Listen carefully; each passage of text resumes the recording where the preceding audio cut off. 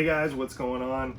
It's been a little while since I've been able to make a video. Been pretty busy, but there's been a lot of news lately going on in the horror universe. So I just wanted to go over a little bit of that. And I recently got in a few pickups that I got in the last little while that just came in. So wanted to show you a few things there too. But first, I just wanted to get into a little bit of the news. So a couple days ago, and I'm sure some of you already know, but Total Film released a picture of the Michael Myers mask from Halloween Kills, and I'm sure you've seen the pictures that are going around. So basically, it's a couple photos. One of them is Myers with the holding a knife, and you can see the burnt mask, of course, in pretty good detail, and it's got a reflection of Laurie Strode there in the knife. It looks really cool, and it's got, you know, all the wording and everything all around it. It's pretty cool. The other picture is sort of a stripped away shot that's got Total Film in the background, and it's got Michael in the foreground with nothing else. You can really see the detail in the mask in that one. First of all, my thoughts on the mask. I thought it looked really good. Like the burns and everything that are basically on the left side of the mask mostly are like, some people thought it should be way more burnt than the rest of it. Like, I realize it's a latex mask, so I mean, if this thing were real, of course, it would have melted, I'm sure, very, very badly, and probably went into his skin or something. Like, who knows? But anyway, the movies have never been about like actual real life accuracy and whatnot. If you start getting into that, I think you just kind of, I don't know, you just kind of bring the film down a little bit. You know what I mean? Like you're meant to just have fun and let go kind of thing. So I think if you can do that, you'll enjoy it a lot more. But I really like the look of the mask. I think it looks awesome. I'm really looking forward to seeing the Trick or Treat Studios version that's eventually going to come out. I haven't heard when yet. Last I inquired, they said none of it was coming out until after the movie was released. And I said, well, that's kind of crazy, because I remember in 2018, I ordered that mask in the summer. I think it was August or something, and I'm sure you could have ordered it even before then. And I remember getting it in before Halloween, but I think it was just after the premiere of the film.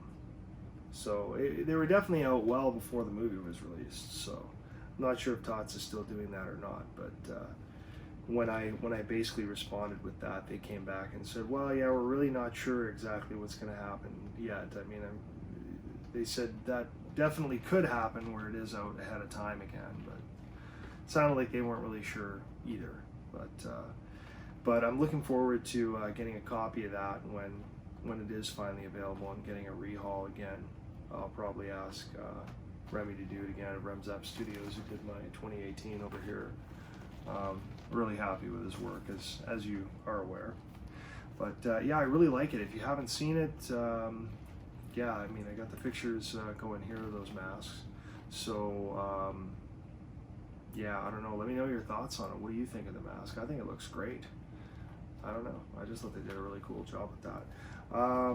Also with Kills, you remember the spoiler video I did a little while back? Well, the same troll is still trolling, and I'm sure there are others as well. But the same guy that got me, turns out he was completely trolling, because he got other people as well. Went by Chad Remington or something like that, and then changed it to Chad Zingerman. And he opened that account the very day I blocked him, when I found out about, you know, like what he was doing. And there's other accounts that have popped up too under weird names like James Dean and stuff like that. But you can always tell, because the account has been created in like the last, you know, within the last month for sure. So you know they're just on there trolling and trying to spoil it for people and stuff. So definitely watch out for that, because there's guys doing that all over the place. But yeah, I just keep right on blocking. Eventually they're going to run out of email addresses. And I have got a few messages sent again with more spoilers and stuff, only I'm way too far ahead of the game now to even read anything. I mean, I got 2 words. I saw Lori in hospital or something, like, yeah, get out of here, right? I'm like, whatever.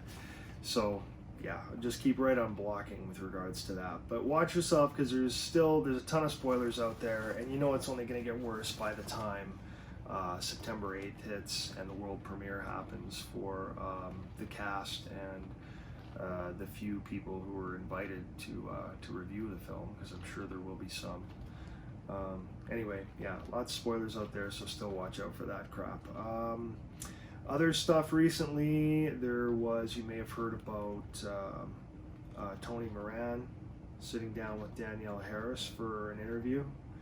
I'm sure you remember a little while back, I had a response to the Tony Moran Unmasked video that was going around that really showed off what kind of a real asshole he was being to so many people, that, you know, us as fans, we just love all these people, you know. I mean, John Carpenter and Jamie Lee Curtis, Tyler Mane, cool guy. I mean, even if I wasn't a big fan of the Rob Zombie version, you know, Tyler Mane's an awesome guy, and yeah, he said some pretty bad shit about him too, and was using slurs, and it was just bad. I don't need to get into it again or rake him over the coals anymore.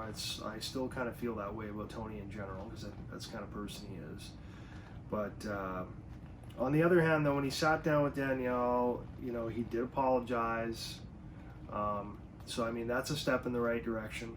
So hats off to him for doing that. I mean, I think it's good that he did that. I hope he's a lot more humble moving forward, and he chooses his words a lot more carefully, because there are some questions that were still unanswered for me in that, but it was a good start. And yeah, I'm not really going to talk about it much more with the whole thing with Tony. I mean, I was asked for my opinion on that subject by a few people, actually, so I just decided to make the video and just put down my thoughts more or less on it. So I still think he genuinely wasn't into the film at all and was kind of embarrassed by it, and I don't know, I don't want to dissect his personality or anything, but I mean, he did apologize, so good on him, you know. So I talked to Connor, the guy, Connor Thins, who is from Creepy Customs Coveralls, who made those awesome 78s for me in that nice text screen.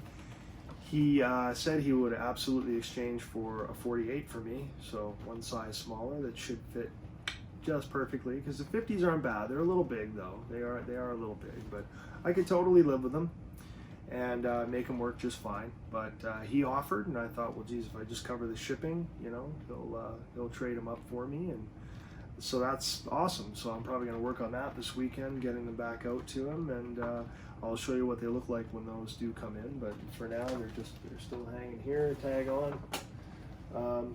Yeah, I was really impressed with those, so they are awesome. So don't forget, Creepy Customs Coveralls. What else was there? There was some Friday the 13th news. Surprise, surprise, there's another set coming out. I don't know if you guys heard, but I think I covered it in a video. I'm not sure if I did or not, but a while back they were re-releasing the 8 films again, all in one set, in a kind of a cool looking cover that had some red in the background and everything. It was pretty neat, and it was massively overpriced. I think it was $75, and that's US, so you know, big dollars. Here in Canada, I mean, I'd probably be on the hook for almost $100 if I wanted that. So comparatively speaking, our dollar feels the same here. You know, like we all generally, you know, make similar salaries and you know, having similar expenses for mortgage and cars and stuff, only everything is so much more expensive here. It's like, geez. Anyway, so they're releasing another set. Okay, this is exactly the same Friday the 13th set as the red cover they did. So yeah, actually I'll put up a picture here that will show you what this new set looks like. So it's basically a Steelbook set. So I'm a Steelbook super freak. I mean, I have all kinds of them here. Shaun of the Dead, Halloween, Halloween 2, 2 2018s or Steelbooks, all sorts of stuff. But anyway, it's very tempting, but I mean, I have the Scream Factory set, and that's pretty much top of the line stuff you can get out there today. It's got all the extras on them. It is Blu-ray, nothing's 4K yet for Friday the 13th, but this Steelbook looks really cool. I mean, I like the look of it. It also comes with these little collector cards for each of the films as well, which is kind of nice. So it sort of makes me want it, but not enough to drop. I think it's $70 for this one as well. The one with the red cover, I believe, has dropped down in price. I think it started at $75 and now it's probably like, it's like maybe 55 or 60 or something like that. But the Steelbook, I believe, is 70. And yeah, it looks cool, but it's totally nothing new. It's the same stuff we've seen before. So yeah, I just can't see myself justifying getting something like that just for the Steelbook. So although it's cool, I'm probably not going to go down that avenue at all. I mean, maybe you guys will want to. Let me know what you think. I think it looks really cool, but yeah, it's just not enough to drop that kind of money on it. I mean, maybe if it was really cheap. What else? There was also news. I just found out about the Chucky TV show. I don't know if you've heard about that, but apparently Syfy is doing a Chucky TV series, basically, and it takes place after the last film, before the reboot. I think there's 7 of them or something. Sorry, I have something in my eyes. It's bothering me. It's not after the reboot, so we're talking, you have, Brad Dourif, of course, is Chucky, and I believe there's going to even be appearances by like Alex Vincent and Jen Tilly and stuff like that. I've never been super huge into Child's Play. Like the first one I really liked. The second one I thought wasn't bad, Third one I was I started to lose a little interest by that time. And then when I heard about the other ones coming, I mean, he's getting married and stuff, the bride of Chucky and everything. It seemed so silly to me. I just didn't bother checking it out. So I haven't really seen any after the 3rd film. And I know some of you are probably like, oh my God, it's so fun, or it's so good. And I should sit down and watch them sometime. I have a long list of stuff to watch. So it might happen. But the TV show looks pretty good, actually. I got some clips running here. Yeah, there's it looks promising. It looks like a decent little story that they put in the teaser, where it looks like he's picked up at a garage sale, like a yard sale or something like that. So that could be promising. Definitely something to check out. So that's coming up on Syfy. That is October 12th that it'll be coming out. I should also mention that Friday the 13th set was supposed to be coming out in October as well, so I hear. I didn't get an exact date, but I think it was October also. Yeah, so that's basically what's been going on in the news. All right, guys, well, that's going to do it for part 1. I'm just going to break this up into 2 parts because the pickups need a little more time, and I don't want some giant video here for you, so we'll break it up.